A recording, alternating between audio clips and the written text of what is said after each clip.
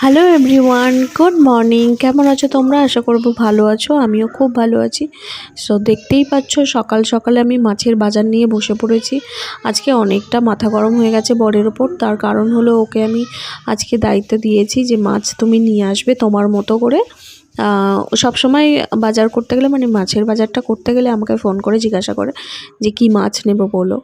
তো সবসময় জিজ্ঞাসা করে, তো সেই জন্য আমি ভাবলাম দাঁড়াও আজকে আমি ওকেই দায়িত্ব দেব।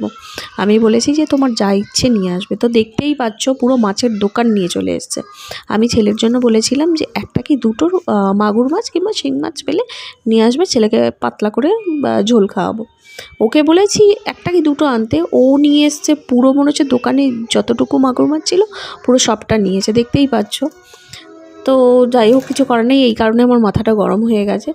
তো তোমাদের হাজব্যান্ড কি এরকমই করে মাঝে মধ্যে? আমারটা তো মাঝে মধ্যেই এরকম করে।